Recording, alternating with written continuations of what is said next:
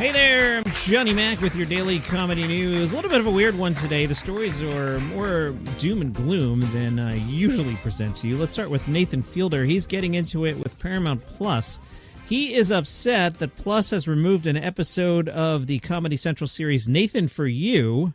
Nathan complained about this during Sunday's episode of HBO's The Rehearsal. In The Rehearsal, Fielder explains that one of his proudest achievements is creating the Summit Ice apparel brand, which he launched during Season 3, Episode 2 of Nathan for You back in 2015. The point of the brand was to promote Holocaust awareness. In the episode of The Rehearsal, Nate says, in late 2023, I discovered that the episode of Nathan for You, featuring the Summit Ice story, mysteriously went missing from the Paramount Plus streaming service. Has this gone by for 2 years without any of us noticing? I don't know. In the HBO series, Fielder recreates the moment he learned about the removal. He directs Alexander Lice, who's playing fake Nathan in The Rehearsal, to retype his email correspondence to Paramount.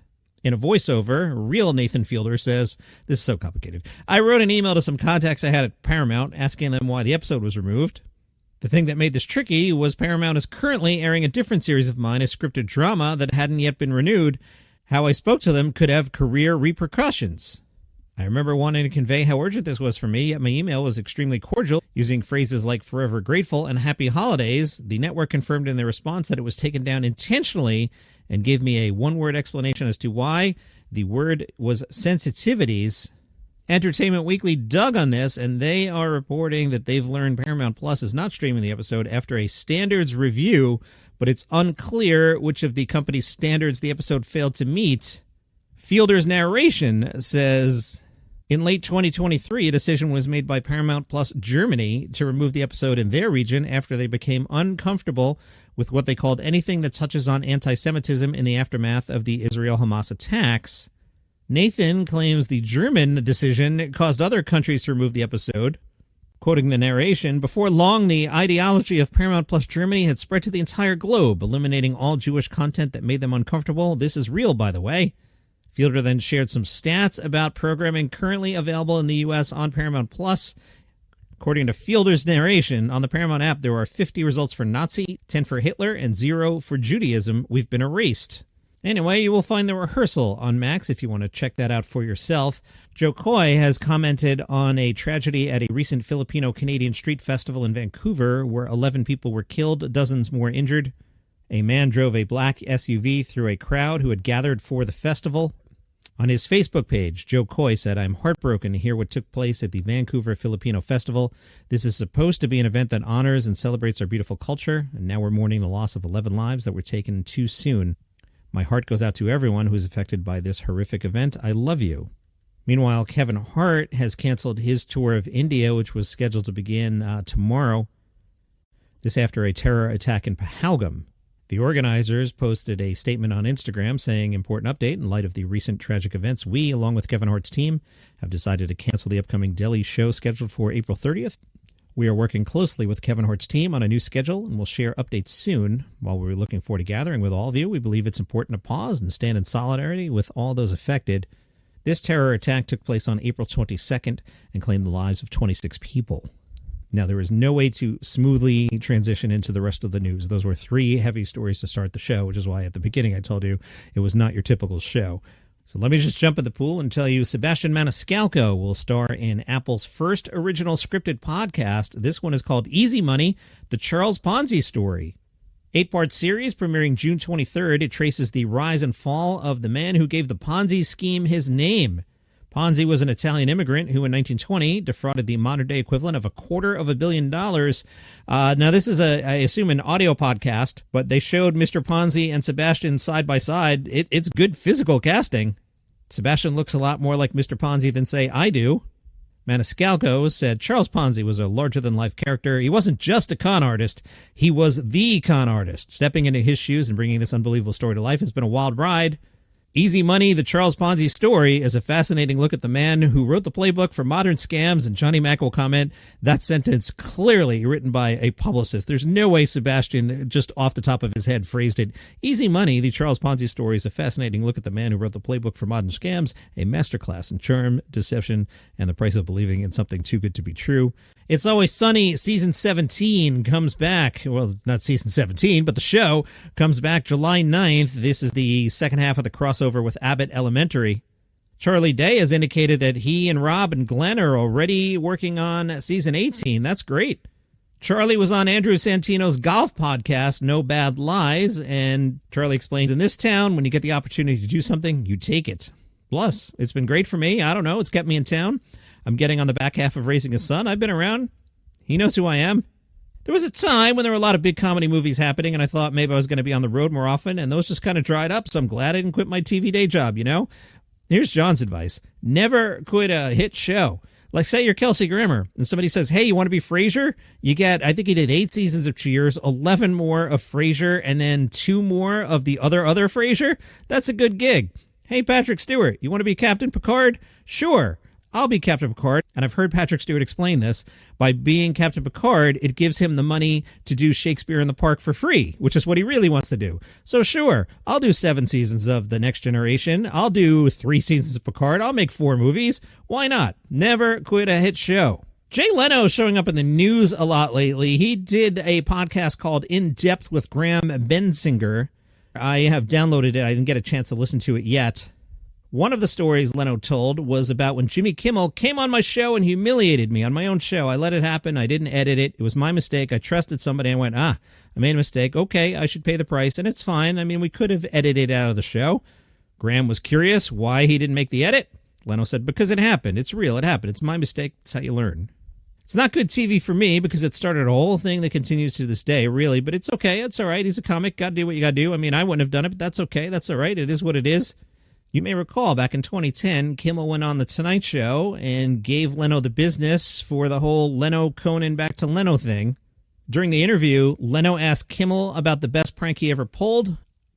Kimmel said, and this is both vicious and hilarious, I told a guy that 5 years from now I'm going to give you my show, and then when the 5 years came, I gave it to him, and then I took it back almost instantly. In 2017, Jimmy Kimmel told The Hollywood Reporter that the two comedians had made peace. This after Jimmy's son underwent open heart surgery. Jay told the reporter, Jay and I have made peace. After my son had his operation, he called me and he was very nice. However, after Conan hosted the Oscars, Kimmel joked Conan did such a good job. The Oscars announced that next year they're giving it to Jay Leno, which is just a joke. I don't think you can get too angry about that one. Burt Kreischer was on the Jennifer Hudson show, and the internet is all abuzz because on the show's Instagram, we see that this is shocking. You're not going to believe this. Burt Kreischer took his shirt off. That's right. Yes. Oh, I've never heard of that before. Burt Kreischer took off his shirt before making his way through Jennifer Hudson's Spirit Tunnel as crew members sang Nelly's It's Hot in Here. The show even captioned the clip on Instagram, It's Getting Hot in Here with @Burt Kreischer. So in a shocking development, it was Saturday night, and I was awake at 10 o'clock. That may have had something to do with Johnny Mac passed out in the chair playing MLB The Show 25 from like 5:30 to 7. It might have had something to do with that. So at 10 o'clock, I was like, oh, Brett Goldstein is on Max right now. I will watch it. I enjoyed it. I found it really nice company. Is it the most hilarious thing I've ever heard? No, but I just enjoyed spending the hour with Brett Goldstein. The special is called Second Best Night of Your Life, and I have added it to my Best of 25 list, which is very thin right now. I have in the top tier Kreischer, Goldstein, and Tim Dillon in that order, and none of those will be number one. Well, obviously, Brett and Tim won't because they're already 2 and 3, but Bert should not be the best special of the year. If it is, it's been a pretty poor year. These will be in the top tier, but they should be at the bottom of the top tier if we have a typical 2025. I also have my middle tier of perfectly fine specials of Roy Wood, Ari Shaffir, and Gabe Iglesias, and I actually want to add one. I'll do that right now. I've typed in the number 4, and I will tell you who number 4 is. It's Jessica Curson. Yeah, I put that on. Now, this is when I get into my, it's not comedy snobbery, but if you listen enough, you can tell I kind of like quirky things and alt things, and I definitely like British comedians. I'm aware of all those biases I have. Jessica's show, I think, for a casual, someone who's sitting down and saying, hey, I just want to watch a comedy special. I don't know too much about stand-up. If they hit play, they're going to go, wow, that was really funny. I really like her. And it is funny. It reminded me a lot of the Bobby Slayton style of comedy, and it's not my cup of tea, but it's a perfectly fine comedy special. Does that make sense? So not for me, but might be for you. Check out Jessica Curson. In fact, I think the average person will prefer Jessica over Brett, but I really liked Brett. I just found it easy on the ears and enjoyed hanging out with Brett Goldstein for an hour on Saturday night. It looks like comedian Benny Elbows did break the world record for the world's longest stand-up comedy set. The video has to be submitted to the Guinness Book of World Records for official confirmation. We'll see what they wind up saying. In the Facebook group, Daily Comedy News Podcast group, Aaron shared an article titled Some SNL Fans Are Worried About Colin Jost's Future on the Show, and they could have a point. All right, so what's going on here for the season finale? Scarlett Johansson is your host. Scarlett Johansson married to Colin Jost. Also, somebody has done the math. That episode will be Colin Jost's 200th time doing Weekend Update. That has got the internet abuzz in two ways. One is Colin Jost leaving SNL, and or is Colin Jost going to take over for Lorne Michaels? I think if you're going to leave SNL, this is the year to get out on 50. I don't think you want to be part of season 51 unless you're planning on sticking around for a while. That said, did you listen to Johnny Mac earlier in the show? Don't leave a hit show. It's steady work. It's a steady profile. Having a steady profile gets you other work. Colin, you could just sit at that desk for another 10 years. You probably should.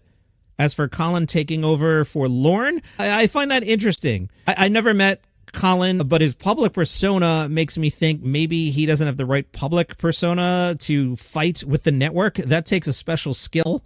I feel like someone like Tina Fey might have more what I call hit points than a Colin Jost, who just seems like a nice, cheerful guy who would come in and be like, grr, NBC executives, I'm angry. Whereas I could see Tina's pretty up there in the entertainment industry, and I feel like she could throw her weight around a little bit more.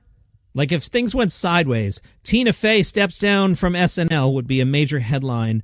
Colin Jost steps down from SNL would be a headline, and then the next paragraph would be he will be succeeded by a person who's taking over the show.